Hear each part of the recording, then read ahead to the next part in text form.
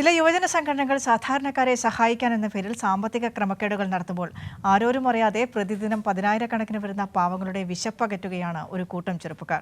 മാത്രമല്ല, പ്രതികൂല കാലാവസ്ഥയിലും ഇവരെ ഒപ്പം ചേർത്ത് പിടിച്ചിരിക്കുകയാണ് DYFI എന്ന യുവജന സംഘടന.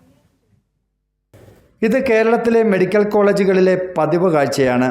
എല്ലാ ദിവസവും ഉച്ചയ്ക്ക് 12-നും 1-നുമിടയിൽ ഈ കാഴ്ചയാണ് നമുക്ക് കാണാൻ കഴിയുന്നത്. കിട്ടുന്ന വാഹനത്തിൽ അവസാനത്തെ പൊതിച്ചോറ് വരെ ശേഖരിച്ച് ആലപ്പുഴ മെഡിക്കൽ കോളേജിലേക്ക് പായുന്ന കുറച്ച് ചെറുപ്പക്കാർ. ഈ പൊതിച്ചോറിനായി പ്രതീക്ഷയോടെ കാത്തിരിക്കുന്ന ഒരു കൂട്ടം പാവങ്ങൾ.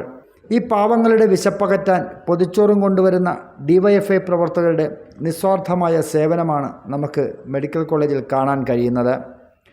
ഒരു നേരത്തെ ഭക്ഷണത്തിന് പോലും വകയില്ലാതെ സർക്കാർ ആശുപത്രിയെ മാത്രം ആശ്രയിച്ചിട്ടുള്ള ഈ പാവങ്ങളുടെ അത്താണിയാണെന്ന് ഈ ചെറുപ്പക്കാർ. അത് അവരുടെ വാക്കുകളിലും പ്രകടമാണ്. പുണ്യപ്രവൃത്തിയോ എത്ര പേരുടെ കഷ്ടപ്പാടാണ്.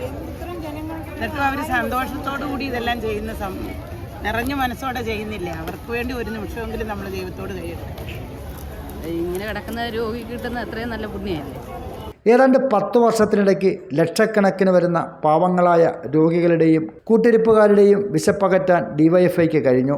ജില്ലയിലെ ഓരോ കേന്ദ്രങ്ങളിലും വളരെ ആവേശത്തോടു കൂടിയാണ് ഈ ഭക്ഷണപ്പൊതികൾ ശേഖരിക്കാൻ ചെറുപ്പക്കാർ രംഗത്ത് വരുന്നത്.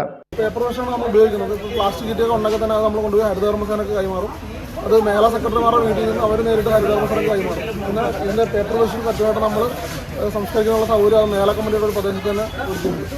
കാലവർഷം ശക്തി പ്രാപിച്ചതോടെ മഴ കൊള്ളാതെ ഇവർക്ക് ഭക്ഷണം വാങ്ങിക്കാൻ ഒരിടമില്ലാത്ത അവസ്ഥയായി.